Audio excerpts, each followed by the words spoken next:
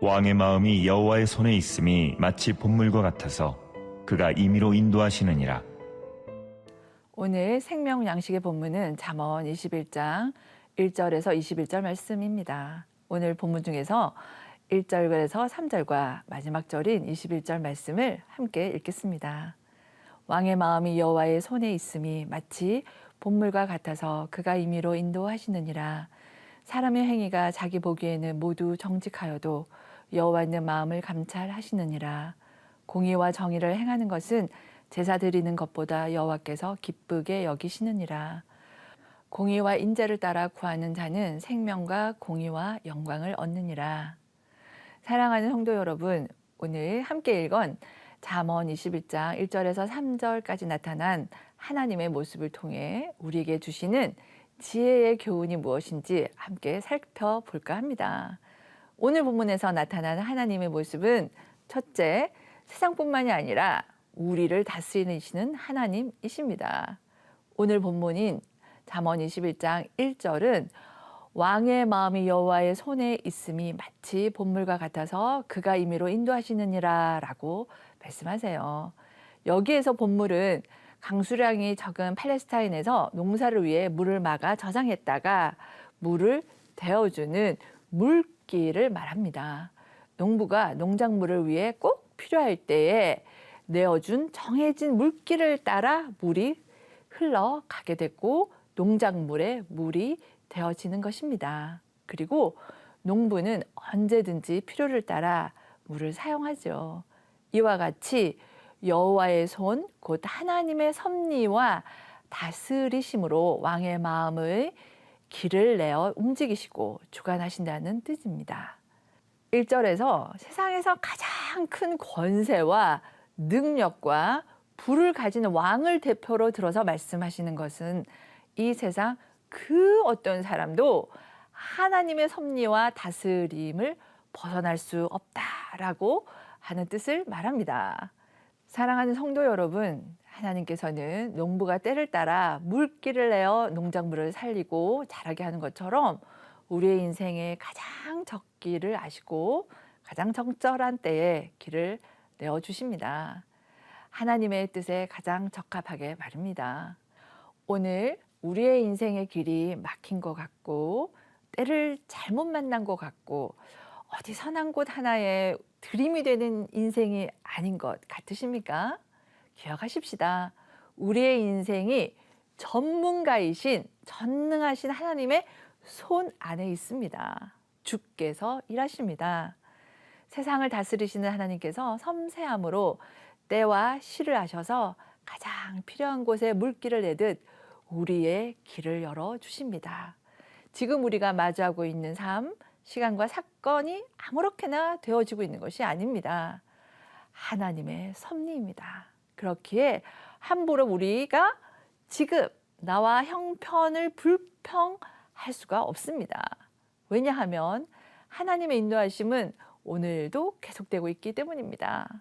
우리의 상황과 형편, 나의 삶에 오늘도 지속하여 길을 내시는 하나님께 올려드리고 맡겨드리는 믿음을 갖기를 바랍니다.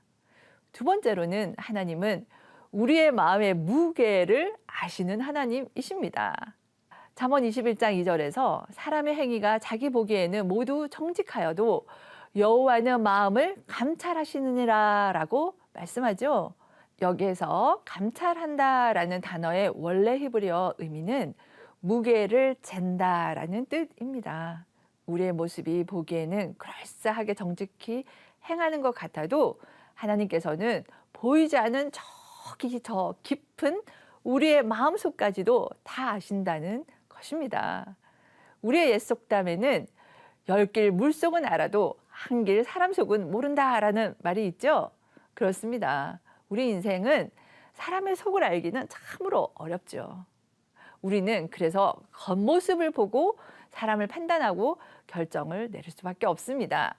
그러나 하나님께서는 하나님의 의로우심이라는 저울로 우리의 마음의 무게를 오늘도 달고 계십니다. 하나님의 의로우신 인도하심에 따라 우리의 삶을 살고 있습니까? 아니면 혹 우리의 모습이 공갈빵 이런 것과 같이 겉은 멋진데 정직해 보이는 것 같고 아름다운데 속은 텅 비어 있는 우리는 아닐까요?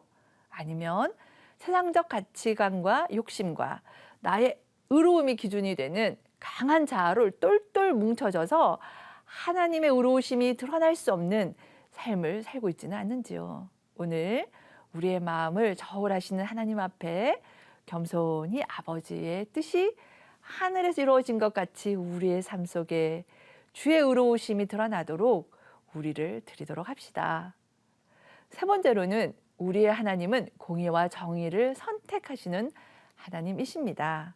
3절에서는 공의와 정의를 행하는 것은 제사를 드리는 것보다 여호와께서 기쁘게 여기시느니라라고 말씀합니다. 본문에서 기쁘게 여기시느니라의 원래 뜻은 선택을 받는다라는 뜻이죠.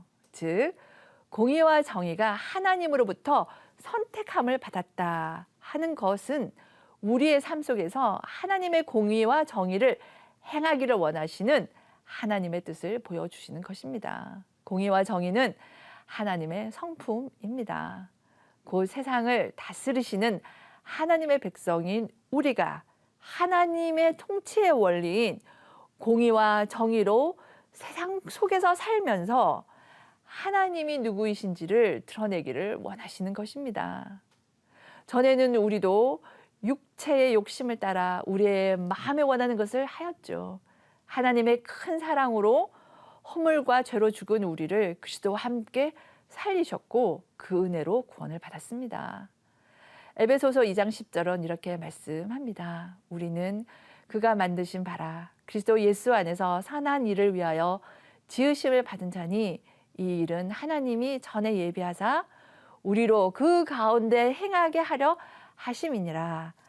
아멘입니다.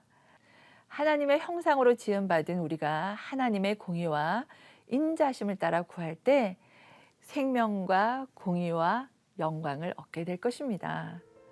우리를 다스리시는 하나님, 우리의 마음의 무게를 아시는 하나님, 공의와 정의를 선택하신 하나님의 뜻을 따라 순종함으로 세상이 우리를 통해 주 예수 그리스도의 구원을 알도록 오늘 하루를 사는 저와 여러분이 되시기를 바랍니다.